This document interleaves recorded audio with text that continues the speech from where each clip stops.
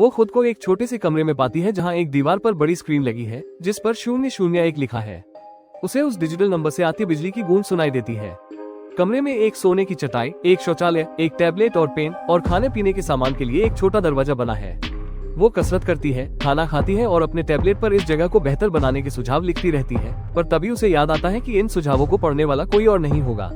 जब दिन खत्म होता है और कमरा दोबारा शुरू होता है तो लाइट लाल हो जाती है और नंबर बदलकर 002 हो जाता है।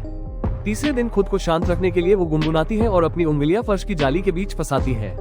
पांचवें दिन उसे अपने भाई के साथ तैरना और फिर उसे खो देना याद आता है जब उसका शरीर समुद्र तट पर मिला था।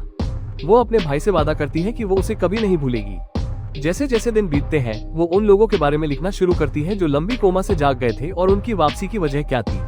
वो खुद से बहस करती है कि क्या उसका भाई सच में चला गया है और क्या वो प्रोग्रामिंग के जरिए जीवन को वापस ला सकती है। 365वां दिन आता है और वो लाल लाइट जलने का इंतजार करती है, लेकिन कमरा दोबारा 001 से शुरू हो जाता है। रेन घबरा जाती है और उसे एहसास होता है कि बाहर निकलने का रास्ता काम नहीं कर पाया। वो चिल्लाती है और चीजें तोड़ने लगती है। आखिरकार वो उस टूटे हुए कमरे में शांत लेट जाती है। तभी उसे हवा के चलने की आवाज सुनाई देती है। वो खाना आने वाला दरवाजा खोलती है और वहाँ उसे एक दरार मिलती है जिसे वो धक्का देती है। उस दरार के जरिए वो एक प्लास्टिक की चादर को फाड़ती है और रेंगकर बाहर निकल आती है। वो एक गोदाम जैसे कमरे में पहुंचती है जहां उसका वो प्लास्टिक से ढका हुआ कमरा रखा था। वहां उसे वही खाना और पानी मिलता है जो वो खा रही थी। साथ ही एक निगरानी कक्ष और गार्ड की मेज भी मिलती है। गार्ड अपनी मेज पर वापस आता है और उसे देख लेता है, इसलिए वो चाबियां और एक कोट उठाकर भागती है और एक ट्रक चुराकर वहां से निकल जाती है। रेन एक व्यस्त सड़क पर पहुंचती है जहां वो हर जगह लोगों को और अदर लाइफ के विज्ञापन देखती है।